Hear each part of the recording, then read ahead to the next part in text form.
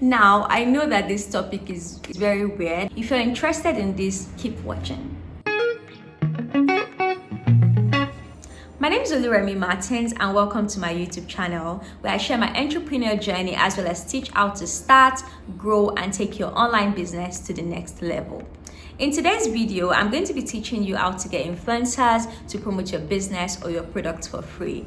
Now, I know that the title of this video makes it seem like I'm trying to get you to take advantage of influencers or I don't want you to pay influencers. That's not the case. This video is for small businesses that cannot afford to pay influencers yet, or let's say some kind of influencers yet, right? So I think that no matter how you're growing as a small business, there are still influencers that are probably out of your reach. Like, how much money do you have to pay people like Jackie Aina or people like Patricia Bright? Like, I cannot afford to pay them, right? So this is just showing you steps in how you can get the attention of certain influencers that are relevant to your industry, but you cannot afford to pay. The first thing to do is to get to know these influencers. You don't want to be that business that is following people this minute and the next minute you're saying, oh, I've been following you, I know so much about your channel, please promote my business for free.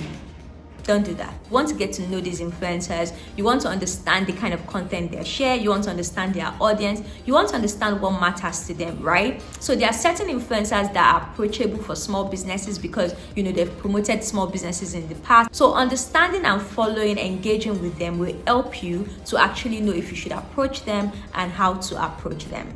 The next thing to do is to then find a product match for them within your business.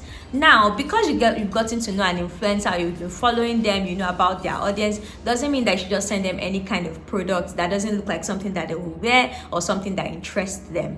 Based on the information you've gotten from watching these influencers, by now you should understand the kind of product that they will be interested in. So for example, if you're someone who sells t-shirts and you notice that a certain influencer from their videos, they like to wear colorful t-shirts or they like to wear t-shirts with, you know, some words written on it, and you know, it depends on the kind of product you sell as well, you can then offer those products to them. So it's important for you to actually find a product match for these influencers. Now, waste no time to approach these influencers if you've done your homework well. You want to email them and not DM them typically, although I'm still going to talk about how you can actually DM them based on, you know, certain things, but it's advisable for you to actually just email them.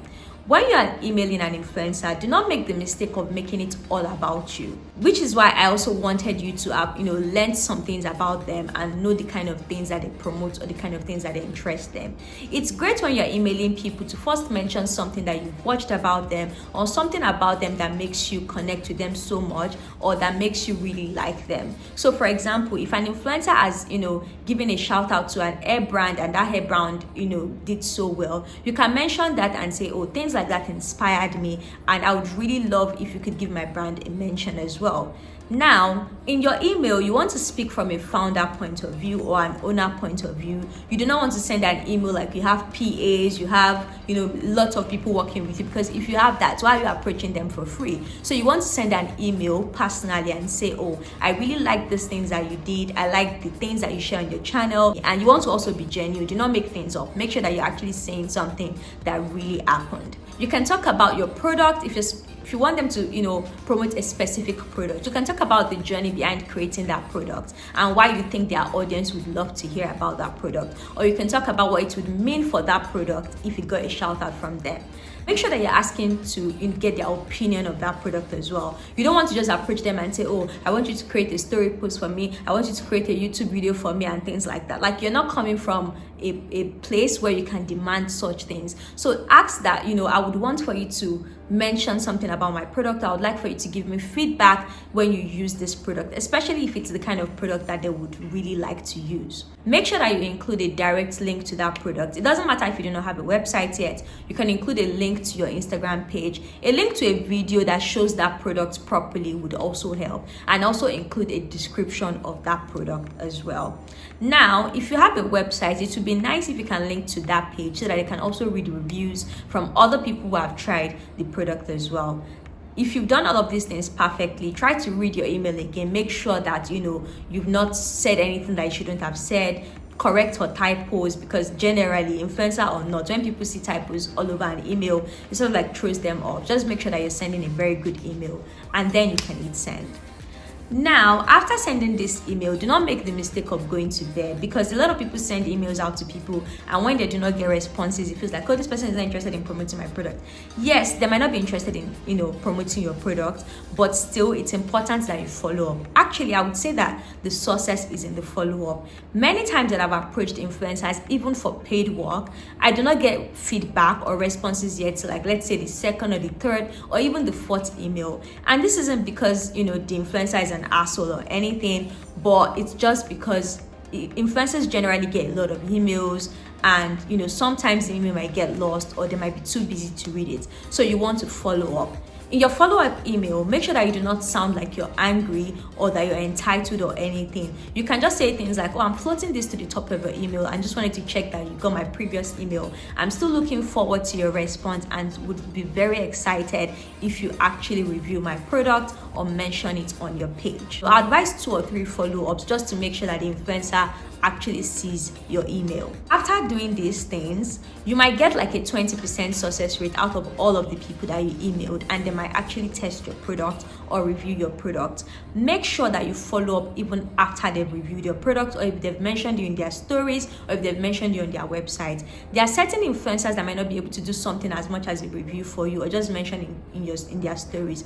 But when you email them or you message them and thank them very much, or even give them feedback based on maybe the sales or the followers you get after they've mentioned you, it sort of like, makes them feel like, oh, maybe I should do something more for this business. Or the next time you're approaching them, they might want to do something better for you. So it's important that you are thankful, you appreciate what they've done. And if you've made some sales from, their shout out or anything like that, mention it to them. You can even send a gift or just a thank you, but make sure that you do appreciate it. Now, the next step I would say is to create sort of like a business relationship with that influencer. If this has been successful for you, I think it's something that you should be able to, replicate, and maybe get that influencer to, create a product line with you, or give them an affiliate code or something like that. But do not let that relationship die, because you might need them in future, and through them you might be able to connect with other influencers who will promote your product. So if you have a website, create an affiliate link that would ensure that that influencer gets paid every time someone buys through them, or every time that they mention your product and they give their followers a code. So this is very important, because it shows that influencer that you're not trying to take advantage of them, and you are just a small business who is trying to come up, and it will also get them to do more for your business. Now, these are the simple steps that I use to get influencers that I cannot afford to pay.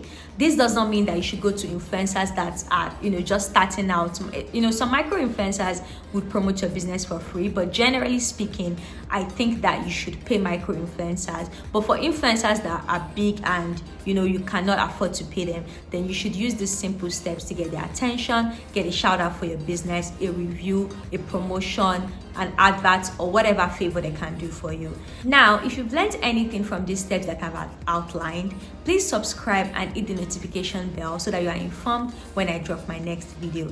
These are the kind of videos that I hope to share on this channel, but I would also like if you could drop a comment and let me know the kind of videos you would expect from me, the kind of things you would want me to teach you. I started my online business in 2018, and I've made so much mistakes, I've learned so much, I've grown so much, and I believe that there's so much that I can share, and there's so much we can discuss on this channel. Thank you so much for watching. See you soon.